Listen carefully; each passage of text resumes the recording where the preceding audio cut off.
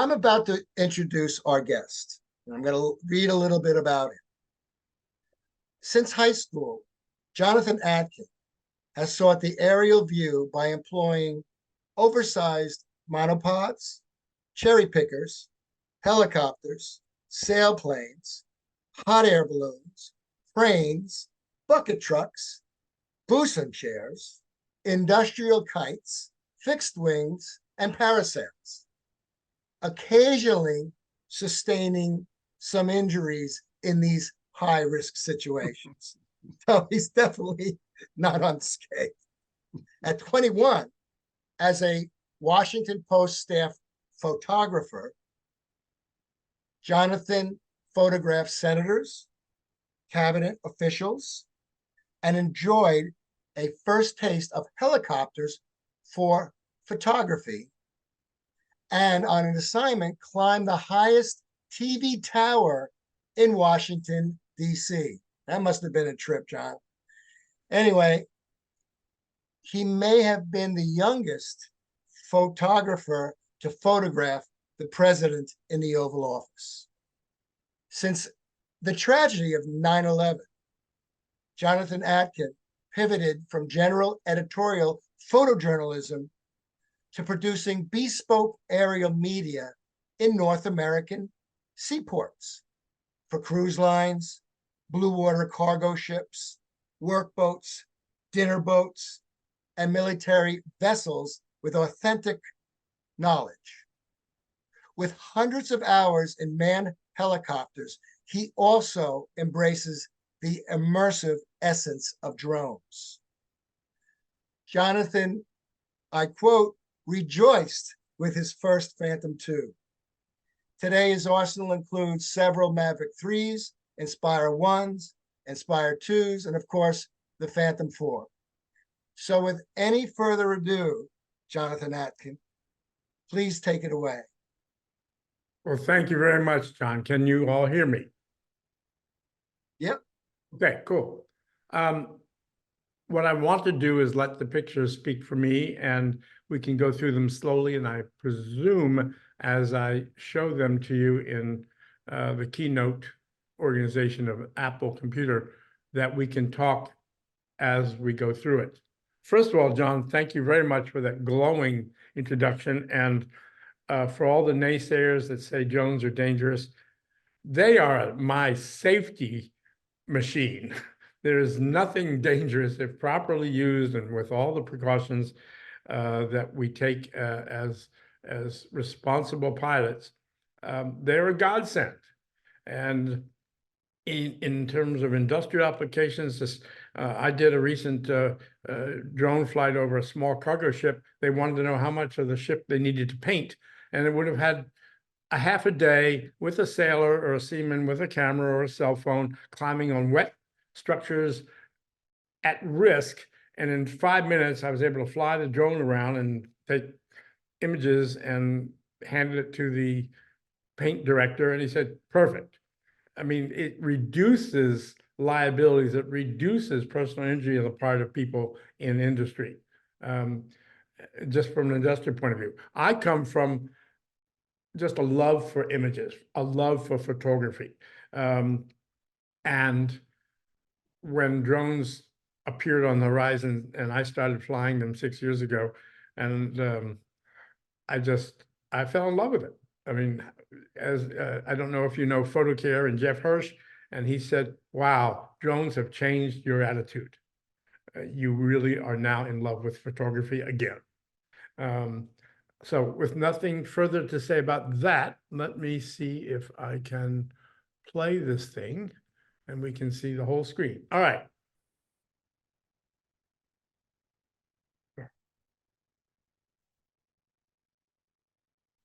In all of my photographs, I ask permission. I don't ask for forgiveness afterwards. By the way, you don't have to go far into exotic places. This is a building that's being built literally around the corner from me in the Bronx. And for the past year, with the permission of their safety people and their crane operators, I have been photographing every step of the way. And it's just really a beautiful opportunity to show what can be done. Now, there's a nice sunburst there. I am in love with round shapes. I could do a whole book just on round shapes. And I search for them wherever I go. And the first picture is Chicago. This is Baltimore. This is whatever it's called in New Jersey, somewheres.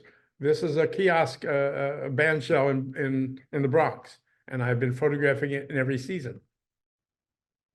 Asbury Park, that's where that is. This is the top of the parachute jump in Coney Island, which is 15 feet from controlled space and 15 feet back into reasonably open space. It's very amusing in Coney Island where you can actually fly. This is Chicago. This, I'm going to stop with this because I don't want to talk about every picture, but this is the first picture I did. This was in Waltham, Massachusetts with my Phantom 2. And I was a newbie, and I was showing my twin sister how wonderful the drone was, and the batteries ran out and I crashed. It was the first crash I ever had, but a great fun picture of circles.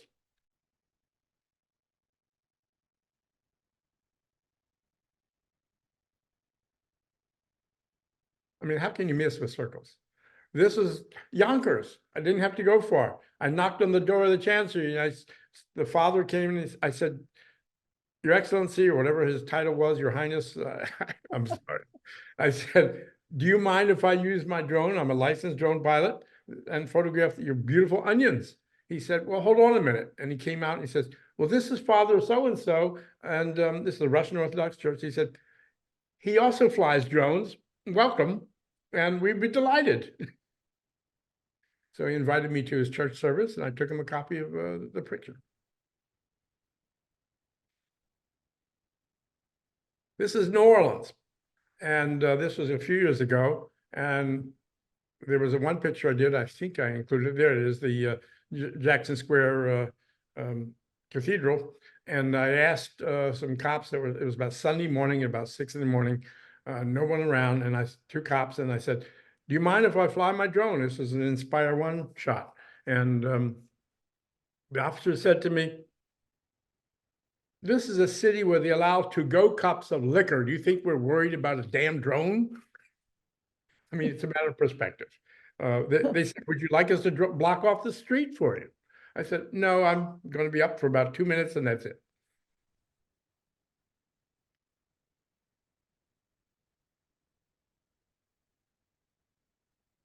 Well, that's cool. The Cherry Bridge, the Spoon Bridge, is that what you're talking about? Yeah, I mean, it's just so like the angles that you're getting are just so remarkable.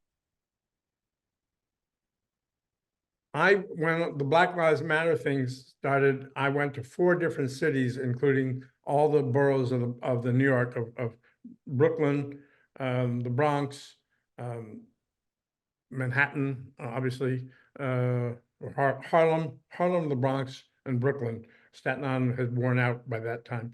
And also I went to Stamford. Stamford, all the cops in all the situations were just very helpful.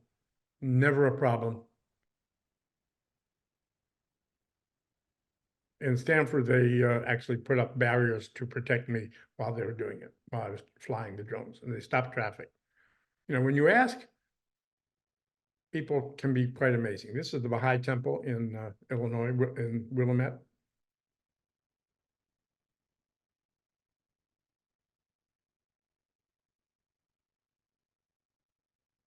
This is Qatar, and the Sheikh of Qatar invited me to Doha to teach him how to fly drones. Sadly, drones will not take over their thousands of years tradition of falconry, but I was hoping. And the Sheikh said, "Fly it up as far as you can and you'll see the Arabian Sea." And I did, and that photograph is a 20 by 30 print in his palace in Doha. I love irony. Absolutely, you can drive up and down places and see things, and the drone permits you to create a greater sense of irony because of its altitude. I'm commuting with the camels in Qatar.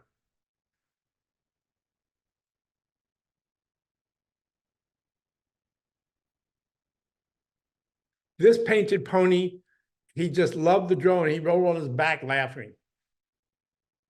Photographing animals is a distinct, it has nothing to do with ships and what I do with ships, but every type of animal has a different type of reaction to drones, and every drone has a sound that you have to be very aware of the hearing and the concerns of different animals when they have a frequency level. Like anything else, I research everything I'm shooting because I want to be a responsible drone pilot. I am a spokesperson. Everyone who's flying a drone is really a spokesperson for the industry because oftentimes people have never seen a drone before. And with animals, you cannot have an animal breaking its legs when it bolts if your drone gets him excited or her excited. This is a part of Doha, Qatar. These are Richard Stella's obelisks that the Sheikh simply fell in love with the artist and said, put up 6 of them in about 3 kilometers. And I was there and they were painting these things with, they were Corten steel and preserving them for against the alkaline sands.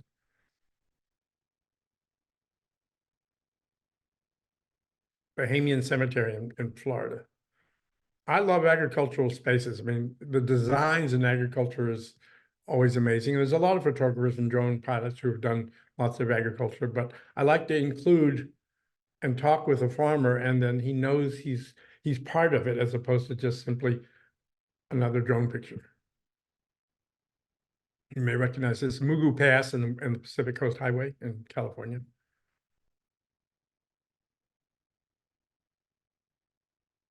This is a chicken farm in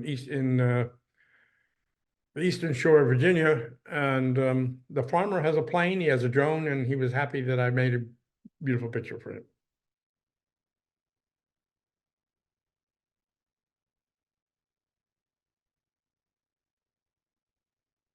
Where was that last picture, Jonathan? Go back. More picture? Just go back 2, I think. Let's see if I can do that. The Beverly Hills Hotel.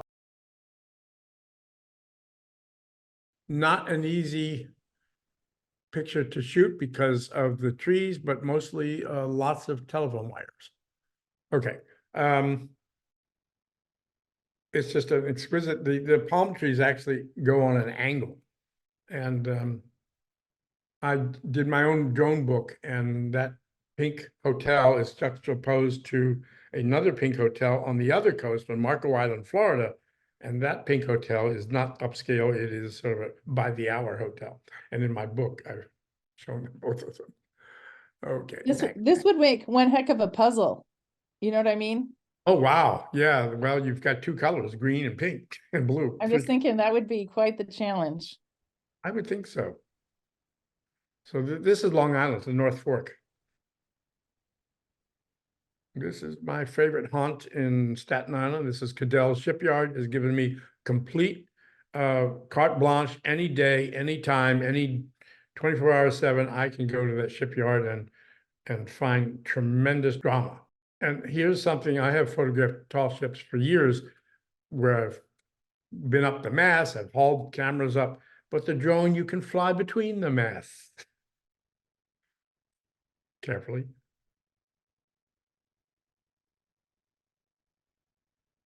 This is a commercial use of the drone. One of the biggest evergreen ships to come into New York, appropriately called the Evermax.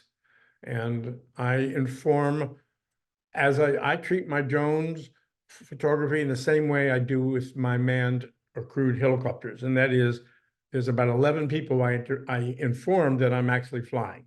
It's not only the ship captain, the Sandy Hook pilots captain, the NYPD Aviation, NYPD Marine Intelligence, and of course, the Vessel Tracking Service and the Coast Guard and Zeta Merchant, the captain of the port.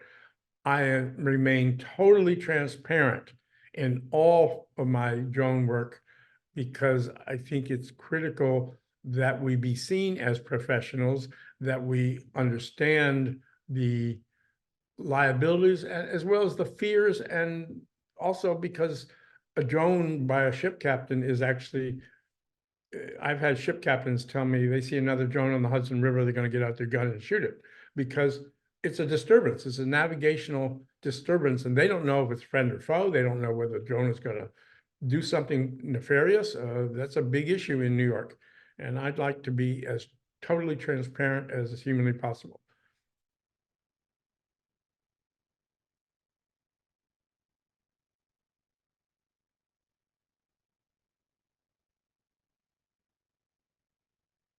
That's in Norfolk. One of my clients' ships in the great port of the Bronx, Port Morris.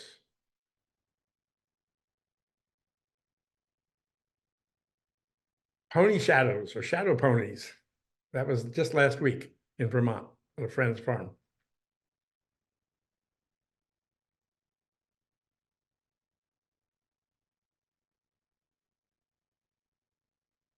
And that's it. That's, I think, my whole bunch of pictures. Went through them quick.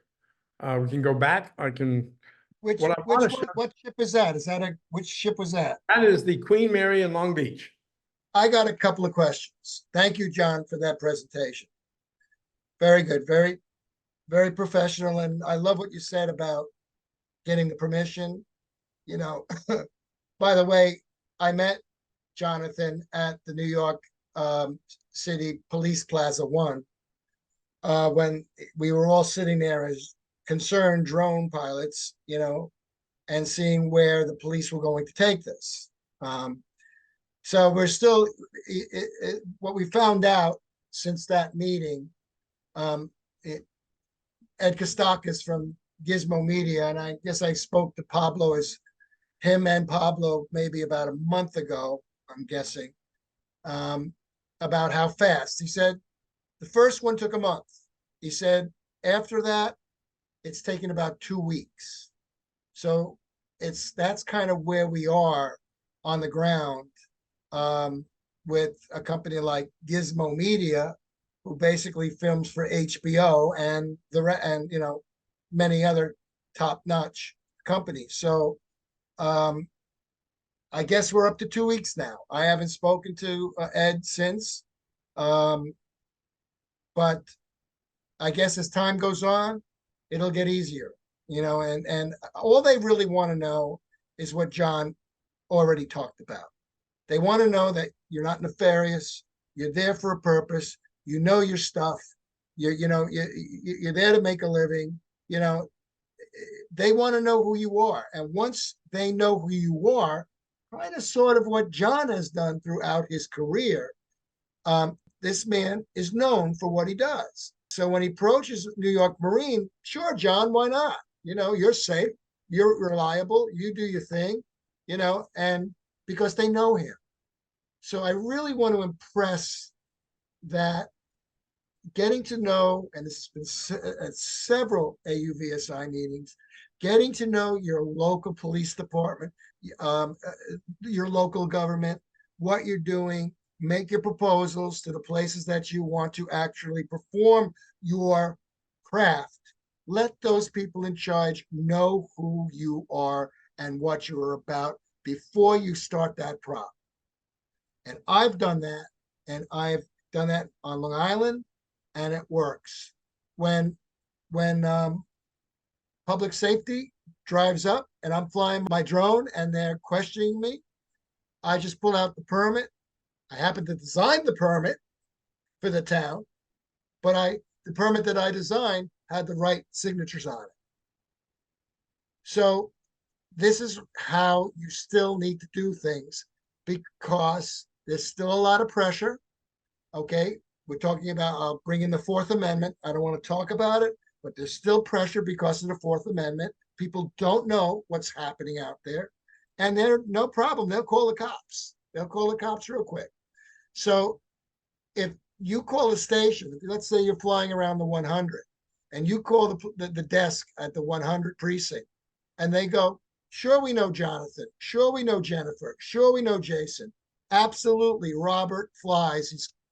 You have nothing to worry about. We know who that person is. That's what you want when you call and get somebody on the phone. You want to know that, and usually people call public safety, so get to know your public safety people, and get to know your local government. And believe me, your business, it will help your business. It will help your business fly. And on that note, Jonathan, um, I guess there's some agreements there because everything you preached today was exactly what I just encapsulated. Yeah, I think it to underscore that, though I have to, with all openness, my ability to have the sort of nod and wink or the governmental, I mean, when I do things I've had 20 some years in crewed helicopters. So everyone in all of the regulatory agencies in the Port of New York know me and know who I am. So they're expecting me to do the same research or the same accountability as I have in manned helicopters. And I treat the drone no differently. I want to avoid being a cowboy. Exactly. When I call up public safety in Huntington and I'm flying anywhere in Huntington, they go, "Thanks, John." As soon as I call up, I know the people's names. I know who they are. Um, uh, I look for them. I call them up, and if they're not in, they they say, "Hold on," and they'll go back to that office, and they'll get right back on the phone and go, "Yep, John's good."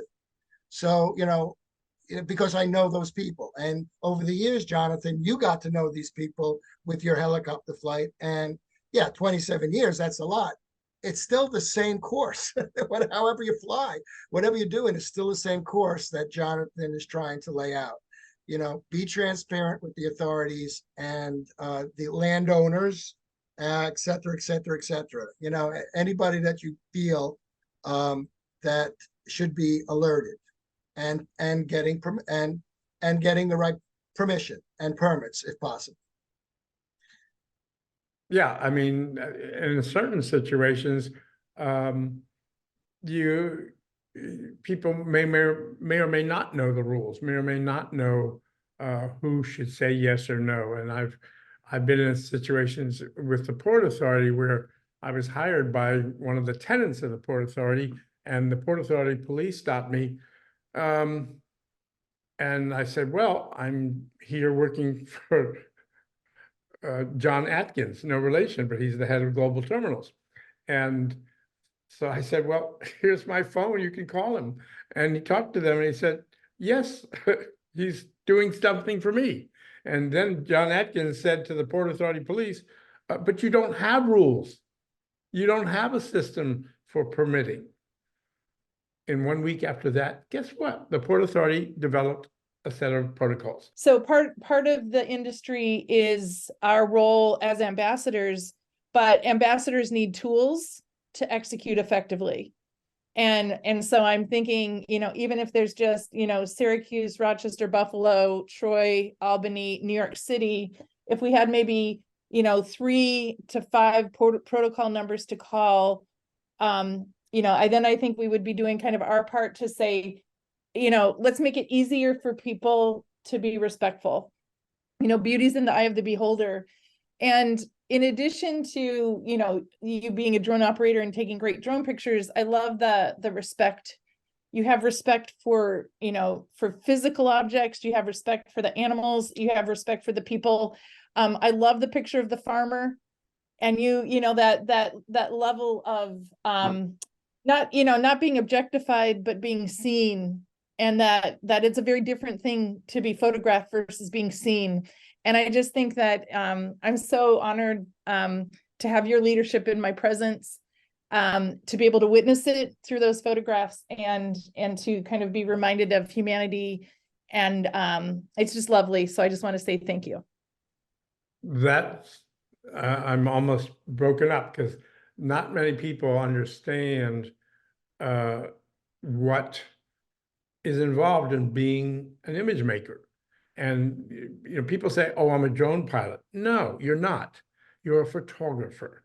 You're using a machine. It's a camera. It's a platform. But I grew up out of photojournalism, where you have to respect the people, the systems, people's visions. I mean, after my first Newsweek assignment was at the Kennedy Center, and I was assigned because they were hoping Jackie O would show up. She didn't, but there was a huge amount of paparazzi from Europe and otherwise.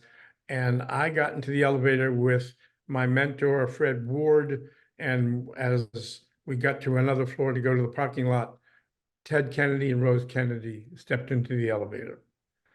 And they both knew us. And they kind of froze because they saw both of us had 3 cameras dripping over our shoulders. And we said to Ted, and Fred said, "Jonathan, I would like to just tell you, we are ashamed of how the Foreign Press Corps treated your mother. And while we can't apologize for them, it's not how we do things in Washington." And that was a lesson. Sometimes you just, I mean, good Lord, would I have liked to photograph Rose and Ted 3 feet from me in an elevator? Of course. But there are times when you have to realize that that people are, you have to work with them. You have to respect them. You have to love them. And it was a very special moment, I think, to be able to even give this anecdote. I have no proof of it, but it taught me a lot. And I try to carry that attitude in anyone and anything. I mean, look, I've been photographing ships before I had drones. That I was the go-to boy for the New York Times travel section. Every new ship they sent me. And they made the mistake of sending a photographer once, and the word got back that that photographer didn't know ships, that she was demanding of the captain to do things, and she didn't understand. No, you don't go to the captain, you go to the staff captain. That's who runs the ship. You have to understand, you have to understand, essentially, you have to do your homework. And you don't just walk in and say, "Oh, here's some pretty pictures." And that's anything. Our process as image makers is the same as a violinist. You have to understand the music before you can play it. Very well said. So in the introduction, we talked about the Oval Office. And who was the president at the time? It was Richard Nixon. It was Richard Nixon. And Julie and General Westmoreland in the Rose Garden, and Barry Goldwater, all of them were there. Now, you were a photojournalist at the time, correct? Yes, I was. How did that? It's interesting. How did that go with the security and all? And you're on the premises, and now you have a job to do. What was that like? Well, I had White House security clearance, because I was a staff photographer on the Washington Post. The other just behind the scenes is that Richard Nixon's chief photographer was Ollie Atkins. He was former Look magazine chief photographer, Look Folded, and he became Richard Nixon's chief photographer. And he knew me and I knew him because everybody thought I was his son, and everybody thought he was my father. And finally, at some point while I was at the Post, I called up the White House and I said, I would like, and I don't have an S on my name. And I called up the White House operator and I said, "I'd like to speak to Ollie Atkins." And who's calling? "It's Jonathan Atkins." "Oh, by the way, we'll put you through." He came on the phone laughing. He says, "I've been asked the same questions you've been asked, but in reverse. I would love for you to visit in the White House." Great. So that was, and we became friends. Very cool.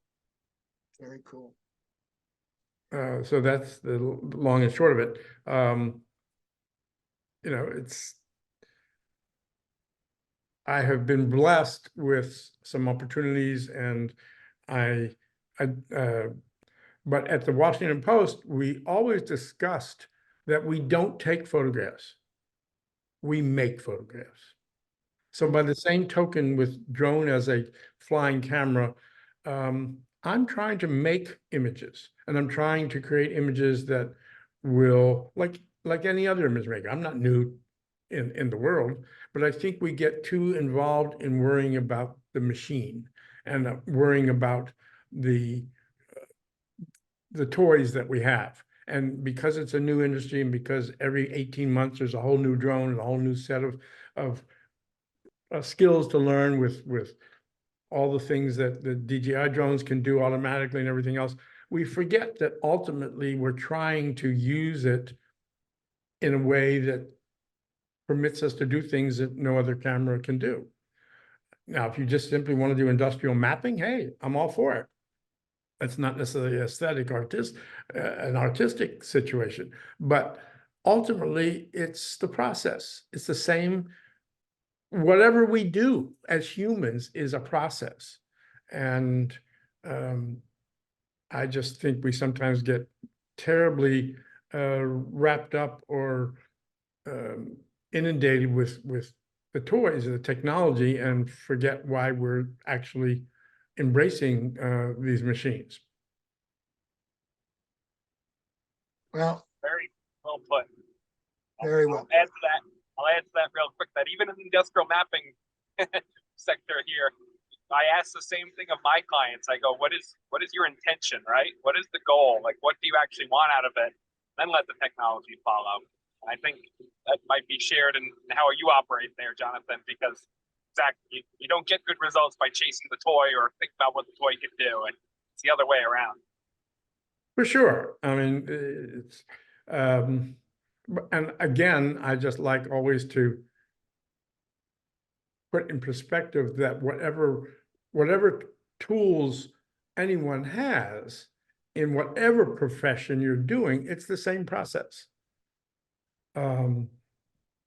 You have to ask what needs to be done, what can be done with whatever tools, whether you're a cataract surgeon or whether you're a violinist or you're a photographer with a drone. I mean, my life has changed with drones. I'll be honest. I mean, here I am in New Orleans. I brought my Mavic 3 Pro. I wouldn't be without it. I just don't go anywhere without a drone with me. So that's a sea change. I didn't even bring a what I call land camera, because if I have the opportunity to fly around a little bit here in New Orleans, I'm going to do it, and I've done it before. That's great. That's great, Jonathan. So I see here, I love, I'm quoting you today, Jennifer. What a history lesson in master class. I think that she put that in the comments, and I think that's perfectly put. So our job in New York State, Jonathan, is to educate, and that's in our mission. So you were a wonderful educator today, and we really, really appreciate it. You're welcome anytime and every time we have something going on. And on that note, we got, as we know, we got Scott Harrigan in January, and it looks like we got John McBride. You know John McBride, Jonathan? I've heard the name, but I don't know him. I mean, yeah, he's pretty big deal when it comes to drones and flying everything under the sun. He's one of the most sought after people in this business for his knowledge, and he will be actually with us in March. So that's something to look forward to. I did have just one thing before we leave. Yes. Okay, and I am just putting it in the chat. As many of you know, Genius New York has done a lot to really make New York a great spot for drone technology worldwide. And one of the companies in Genius New York actually just got a $4.5 million award from AFWERX and NASA. And they are a cohort that knows Circle Optics really well. which is the company that I work for and Robert Metzger works for. And I was going a little crazy when you're crazy about circles. I was thinking we're crazy about circles too. But anyway, so I just, anytime there's really kind of epic news for our region, anyone in Genius, I want to make sure that that our chapter knows about it, because it's really just a great success story. You know, a group of 2 people turned into 10 people, turned into $4.5 million. You know, the power of an idea with support, you know, there you go. So thank you so much for the opportunity to share their success. Well, guys, I really thank you all. Thank you, Robert. Thank you, lady. Thank you, Scott Harrington, of course, and Jennifer. And special thanks to Jonathan Atkin, ship shooter. Thank you, sir. Thank We'll you. be- all. Jonathan. We Thank will you. be in